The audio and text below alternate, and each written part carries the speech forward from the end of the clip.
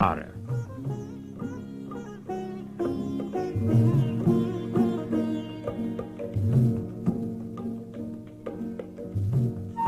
The Bingiriya Tampita Vihara is a massive temple built on pillars. It was constructed on planks placed upon tall stone pillars.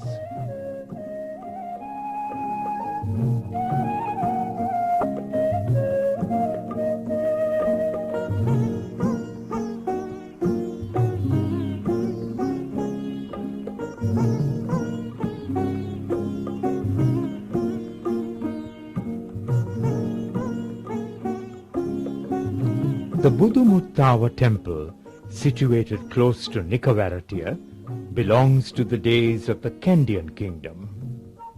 Ola leaf books containing the Tripitaka and ancient stone inscriptions can be seen here. Temples built on planks belong to the heritage of Wayamba, as much as the temples on pillars. This temple, erected fully upon planks, is situated at Bihalpola on the Narammala Kuliyapitiya road. The Padeniya Rajamahaviharaya, situated by the Kurunegala Nikavarattiya road, possesses a Buddha shrine room surrounded by 28 wooden pillars bearing impressive carvings. The special features here are a whole series of wood carvings that make you think of the wood carvings at Ambakke and the biggest door frame seen at any of the monasteries. These carvings belong to the days of the Kandyan kingdom. It is at Padeniya that one can see the biggest library building. The sand table on which letters were written by children in terms of the ancient educational system can still be seen at this site.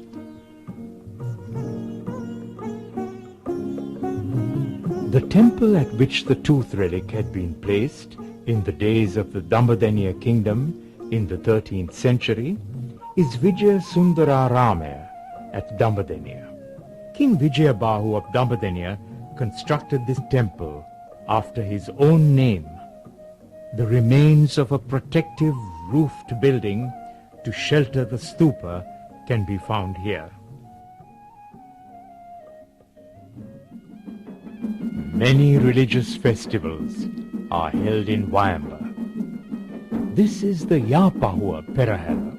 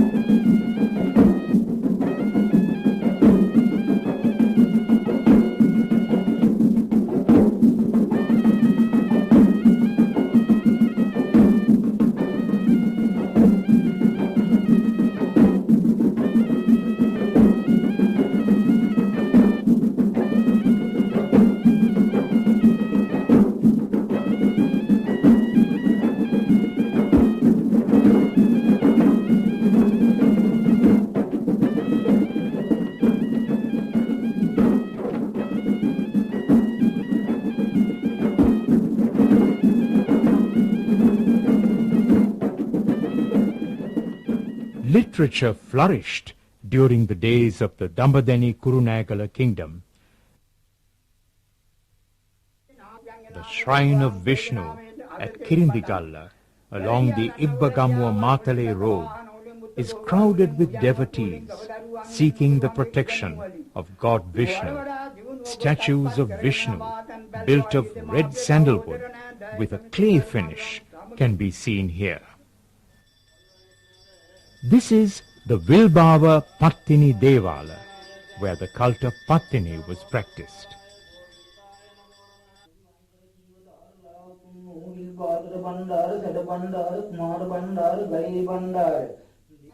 Those who travel along the Nigambo Chilau road do not forget to worship at the Tanivalla Devala.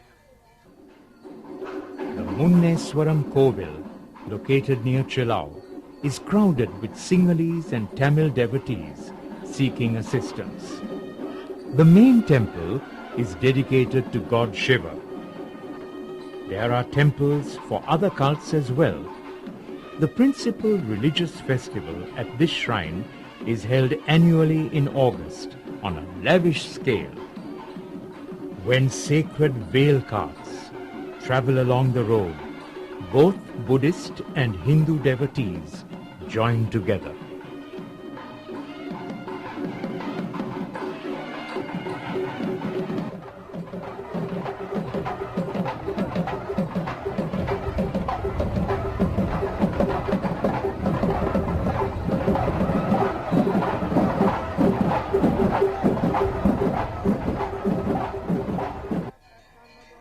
The Kali Kovil, dedicated to the cult of goddess Kali, receives the special attention of women devotees.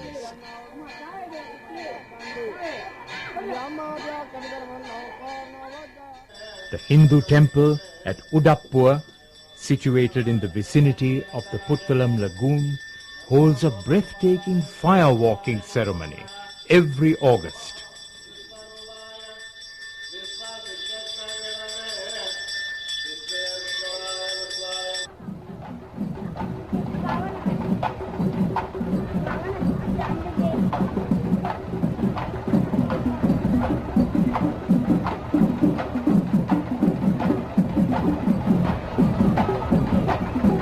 This church was built by the Dutch at Kalpitia about 400 years ago.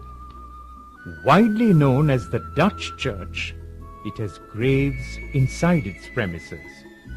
Churches where the dead are buried inside the church itself, and tombstones are placed, which are rare indeed. Outside the church too, there are graves.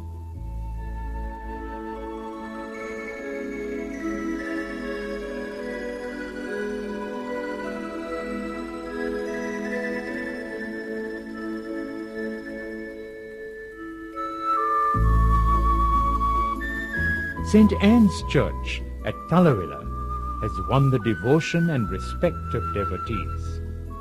Here, special festivals are held every March and July. The story of the origin of this church extends as far back as the days of Portuguese rule.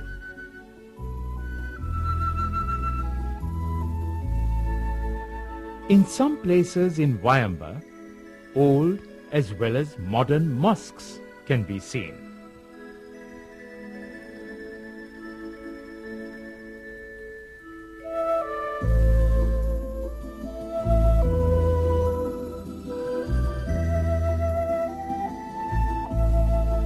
The Dutch forts at Kalpitia, built by the Dutch who came to Sri Lanka about 400 years ago, attract both domestic and foreign visitors.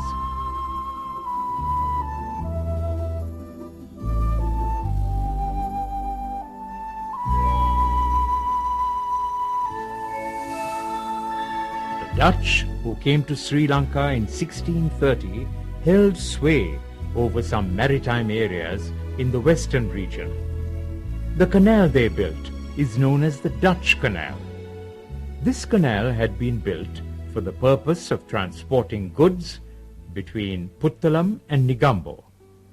You come to the Panavitiya resting shed, Ambalama, when you turn from the Narammala Dambadeniya road. It is about 200 years old. This place, which has been built to enable travelers to rest, is indeed a work of art. The Karagahagedara Ambalama, it was built placing timber on stones that had been placed on a large stone slab to ensure the safety.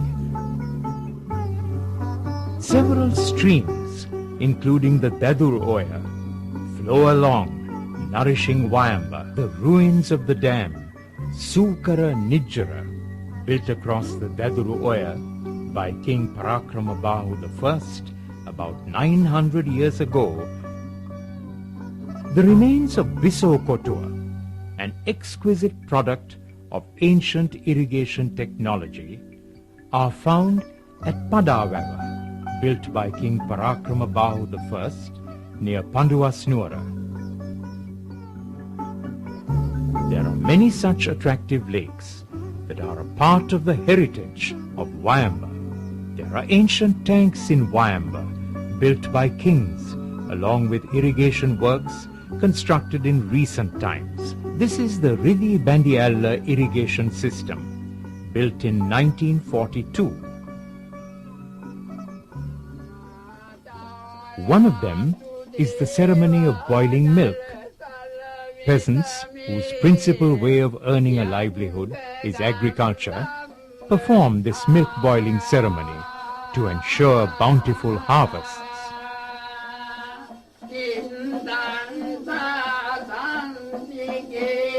The traditional paddy storing bin, which can still be seen in the houses of Wayamba peasants, is a symbol of fertility. When the fields of Wayamba produce the rice needed for the country, vegetables are produced on land. Vegetable products from Wayamba are now marketed island-wide.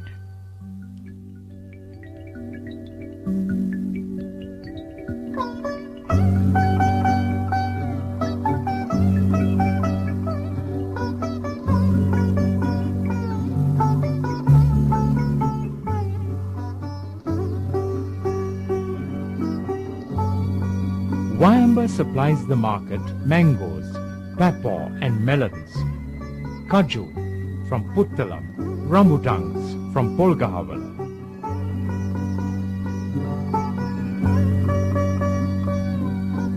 The animal farm and the training center at Nikavaratia, conducted by the Wayamba Provincial Council, render a valuable service by imparting knowledge about animal resources to the peasants. This training center has succeeded in making animal husbandry a form of popular self-employment in the rural sector.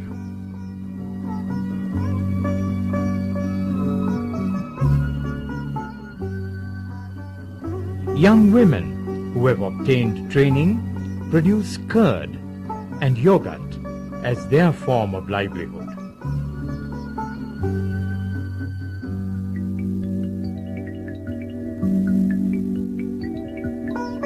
The Wayamba Development Authority